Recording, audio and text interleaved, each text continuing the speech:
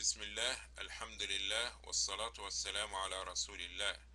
I greet you all with the greeting of Al-Islam. Assalamu alaikum wa rahmatullahi wa barakatuh. May the peace and the blessing of Almighty Allah be with you all. I'd like to welcome you all for continuation of our series Al-Ikhtiyarat al-Fiqhiyya, selected fiqh issue by Sheikh Al-Albaanee rahmatullahi alayh and compiled by Ibrahim Abu Shadi.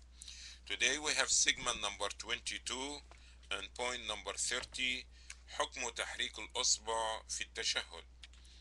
From the hadith of Wa'il ibn Hujr, may Allah be pleased with him, describing the prayer, the salah of the Prophet sallallahu alaihi wasallam, that the Prophet sallallahu alaihi wasallam put the end of his elbow, the right one, on his thigh. Then the Prophet ﷺ have his finger like a fist. He made between the middle finger and the thumb a circle and point with the index finger. And then the Prophet ﷺ raised his finger and I saw him moving his finger. This hadith in the collection of Imam Ahmad and Abu Dawood wa Nasa'i.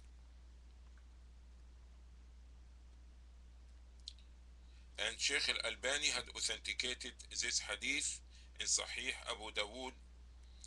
So Sheikh Al-Albaanee rahmatullahi alayhi, he said it is a sunnah to move the index finger during the tashahhud. And this is the school of thought of Imam Malik and Ahmad. And this also to refute the argument of Zaida ibn Qudama and Asim, which he's saying that this is a shadh hadith.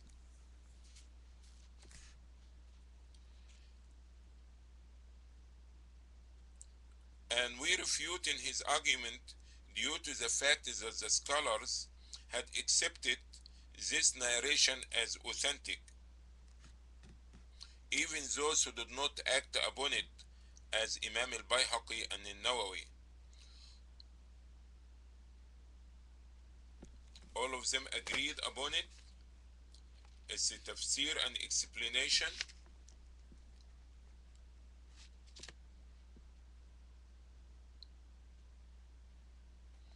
And that as we understand that at-tasheeh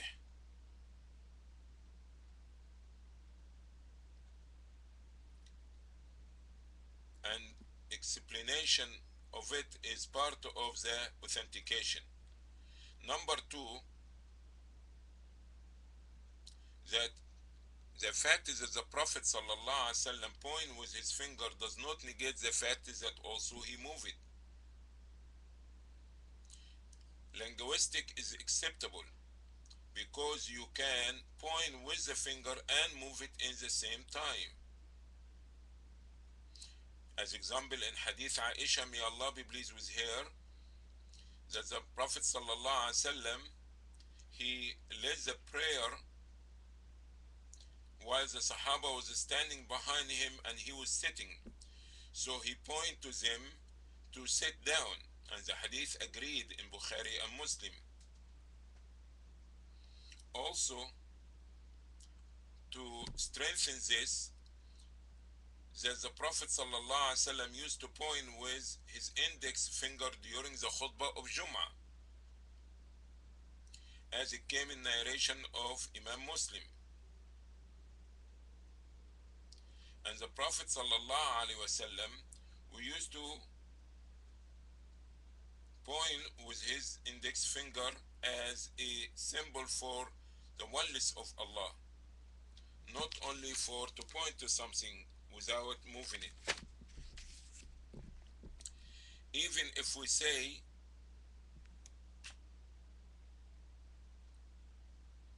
that the riwayah and the narration of Ibn Umar, which he talks is that he didn't move his finger,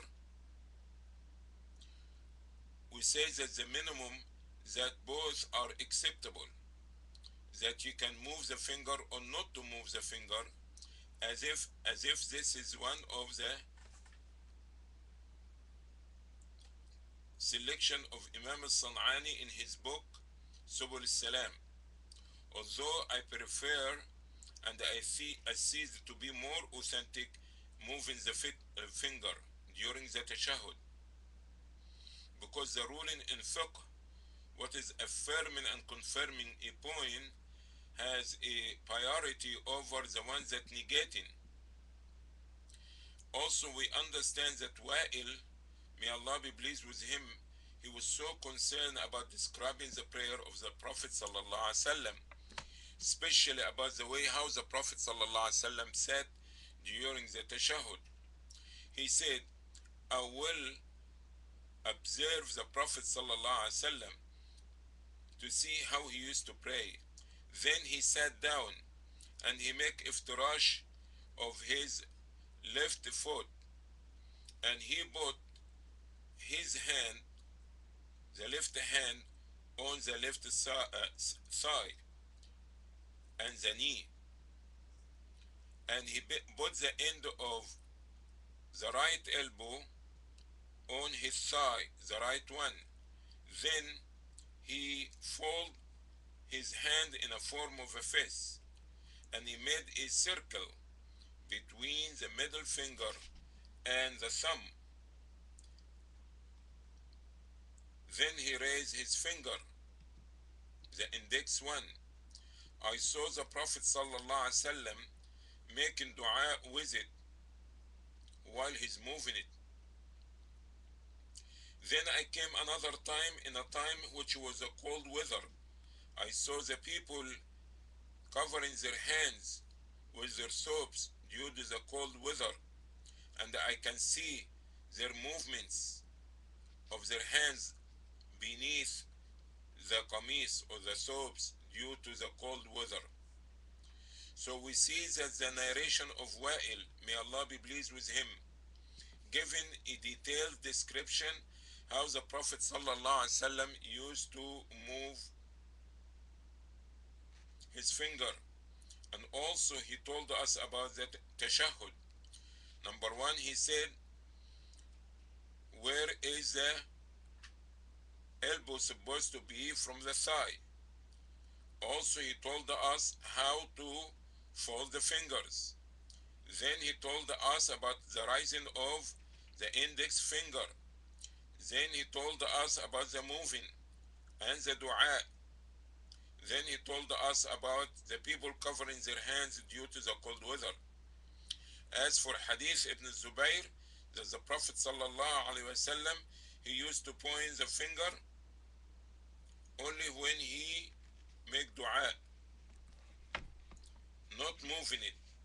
This hadith, which is reported by Az-Zubair in the collection of Abu Dawood, is a weak. And Imam al-Albaanee had said that is a weak hadith, as well as Ibn al-Qayyim in his book Zad al-Ma'ad.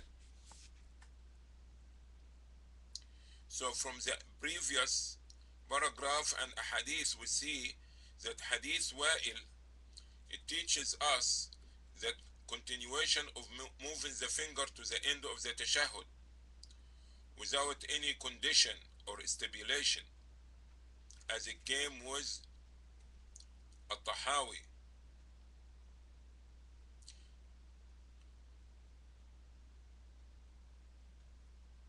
Which he made a common upon Ash-Shafi'iyya, those who say to point with the finger only one time, while the Hanafiya school is saying raising the index finger only when he said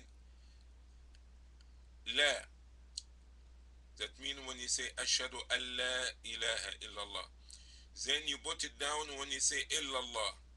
As for the school of Malikiya, they saying to move the index finger right and left from until you finish from the salah. All this stipulation has no foundation in al-Islam or the Sunnah. The most authentic is the one according the school of Al-Hanabila, although that they made it restricted only on the time when he said Lafz al-Jalala, Allah. So the most authentic thing is that the person to move it from the beginning to the end of the tashahhud, and Allah knows best.